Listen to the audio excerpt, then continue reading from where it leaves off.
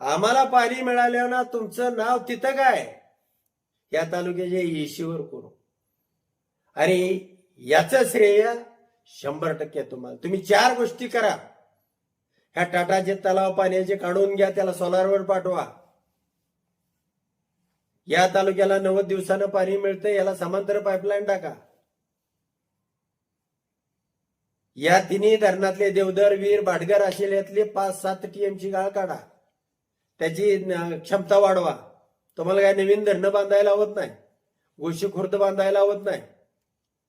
184 183 धरणं बांधलेले आहेत, ते काँग्रेसवाल्यांनी बांधलेले आहेत. तुम्ही बांधलेल्या धरणाचं नाव सांगा. आणि तुम्ही बांधू बी शकत नाही. आणि म्हणून तुम्हाला आव्हान दिलं, निरा देवधरचं पाणी तुम्ही देऊ शकत नाही. तुमच्या बाप जन्मी ती देण्याची ताकद आणि हिंमत तुमच्यामध्ये होऊ शकत नाही. कारण तुमचा धंदा विकासाचा नाही. तुम्ही विकास कधीच करू शकत नाही.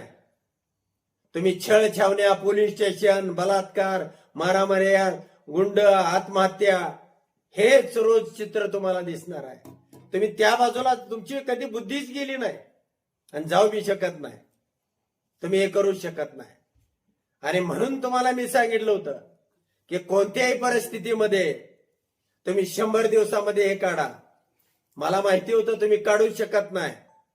तुम्हाला लोकांना काय कधीच द्यायचं नाही. तुमच्या विकासाच्या बाजूची तुमची दृष्टीच असू शकत नाही.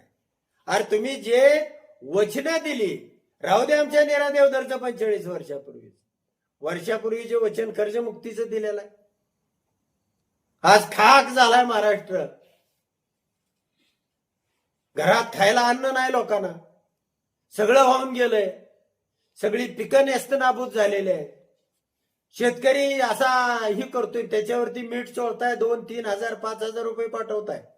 अरे बियाची पिशवी केवढ्याला आहे? 5,000 रुपयाला आहे मकाची. काय देणार आहे तुम्ही?